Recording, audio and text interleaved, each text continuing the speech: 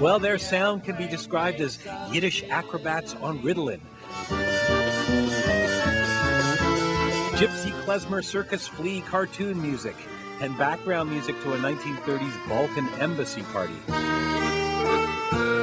Even the band's name, One Ring Zero, is hard to know what to make of. One Ring Zero. Well, it's when someone calls and it rings once and you pick up and they hang up. They're a One Ring Zero. Actually, One Ring Zero is the guy in a circus, the clown that everyone picks on. There's no meaning at all. We just made it up. I'm 9 feet tall.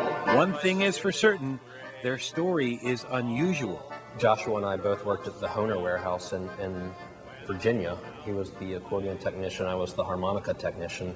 And we kind of developed an interest in unusual instruments. And then one day this bizarre instrument called the claviola arrived, and we decided right there and then we wanted to make a band based around that instrument.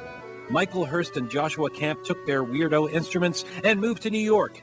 There, they discovered a store called Store, owned by iconoclast writer-publisher Dave Eggers. The weird little store liked the weird little band and hired them to play music to liven up their literary soirees. Most writers, and certainly most audience members at readings, will say that readings can be extremely boring. You know, you sit there and just watch some talking head reading into a book for an hour on end, and it certainly is nice to have something to break that up, whether it's a juggling act or, in our case, a juggling act. After meeting a bunch of authors, the band put the scribes to work. And before you could say avant dork lit rock, One Ring Zero had an album of songs with lyrics penned by some of today's top authors, Rick Moody, Paul Auster, and Canada's own Margaret Atwood. I mean, who else would have thought to have asked all these different authors to write songs for them?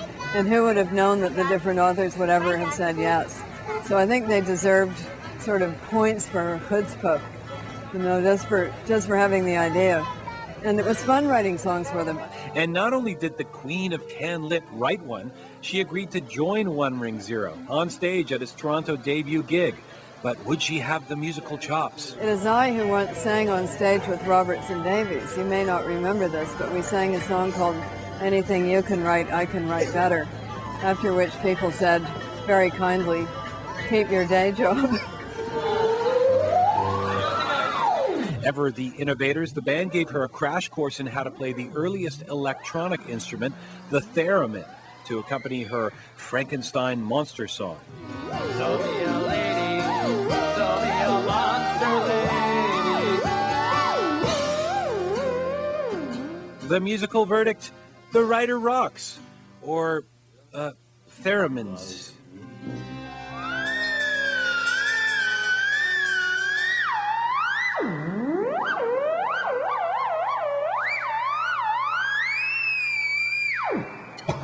Will this help Margaret Atwood's career? It gives her some street cred. Yeah, right. I don't know that she needs help with her career. I think she's doing all right. It'll help our career.